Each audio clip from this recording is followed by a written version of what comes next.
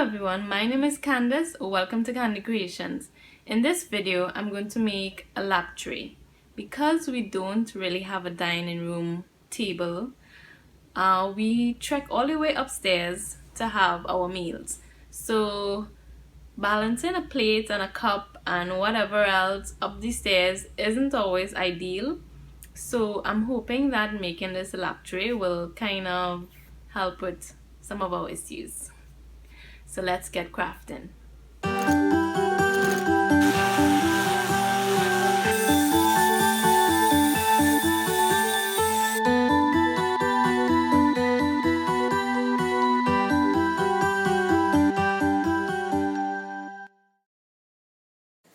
So I'm going to start by sanding down my pallet wood with 3 different types of sandpaper, ranging from very rough to smooth sandpaper to polish it out at the end.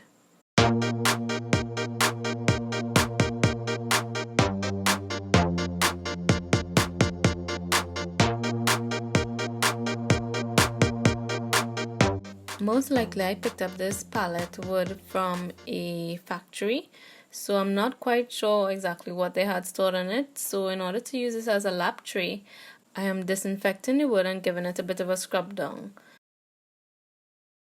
So I decided that because this wood is pretty heavy and putting it together just like this as a lap tray would be really heavy on top of the food that's going on top of it, I am stripping down the wood to about half its size.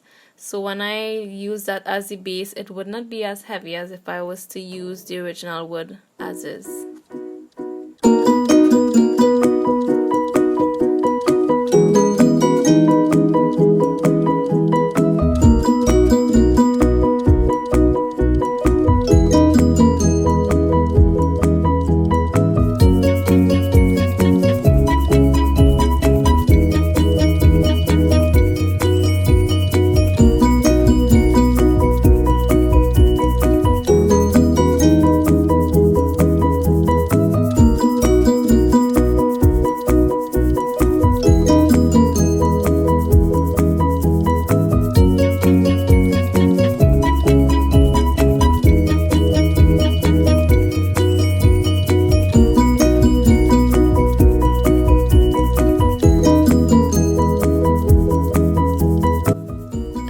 And cut all my pieces, and then I'm giving it a bit of a sand down again for whatever splinters may have raised up from cutting the wood.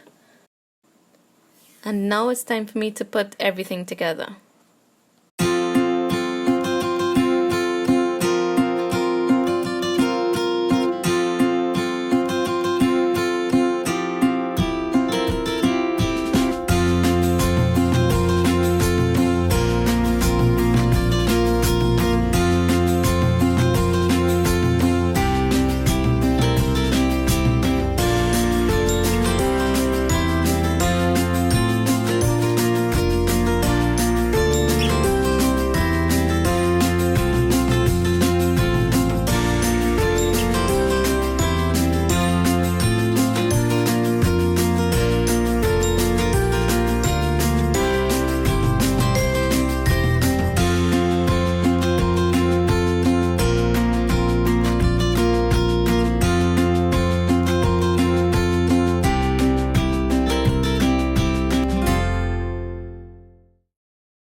So because I don't have any stain on hand, I mixed a paint that is a color I prefer, and I'm just going to water it down and soak it in the wood so I can mimic a stain.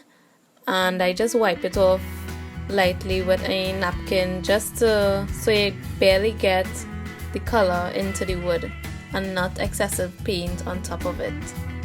And this is something I would usually do when I don't have a stain that I would really like on a project.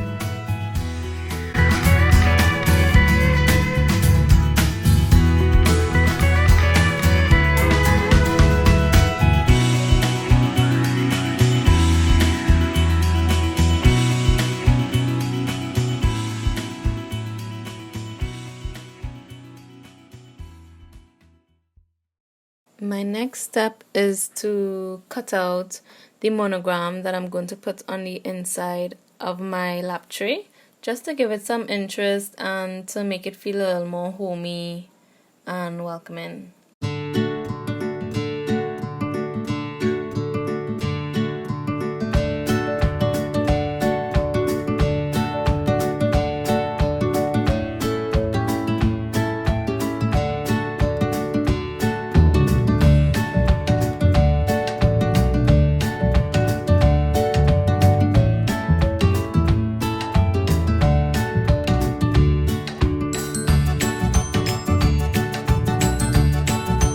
Guys, honestly, when I chose this pattern, I totally slipped my mind that I was gonna have to do all of this work.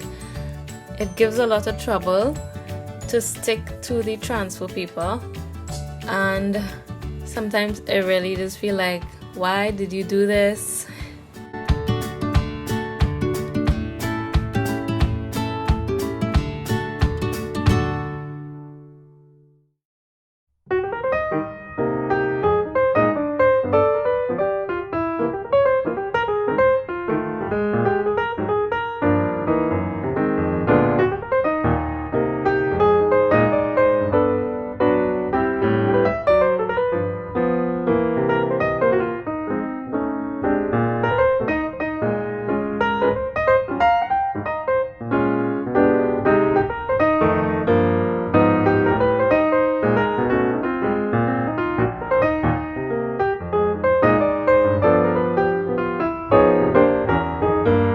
After finally getting my stencil down, I'm just putting a layer of Mod Podge down so that way I don't get any bleeds underneath my stencil when I apply my paint.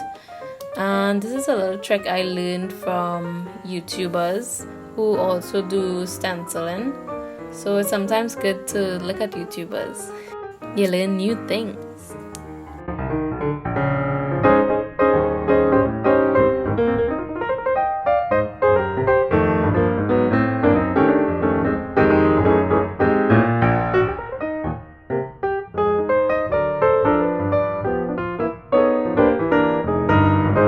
I let this dry for about a minute or so, and then it was safe enough for me to pull off my stencil and get all those little pieces off of my board. At this point, the excitement of seeing the final product really keeps you going and to pulling out those little pieces.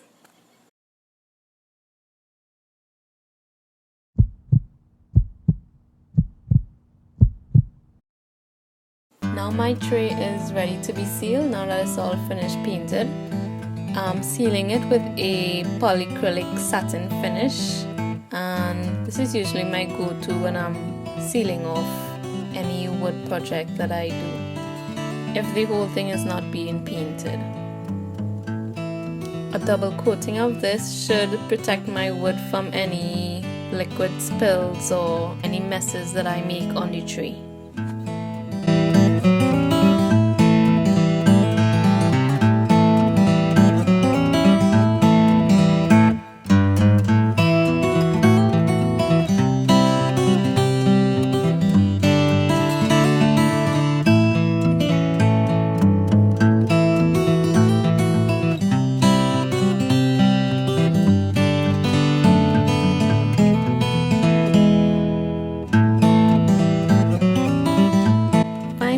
Finish off this project, I'm gonna take these two kitchen cabinet handles, which I literally did take from my kitchen cabinets because I couldn't find any other. I'm going to put them on either end of my tray, and this would be used for lifting the tray easily. Okay, so that was quite a labor of love, but it was worth it. It was worth every bit of the labor.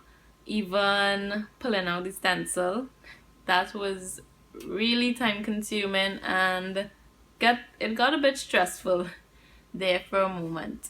So hopefully now having our meals upstairs wouldn't be as stressful because we have this tray. Maybe I'll need to make another one because it's two of us.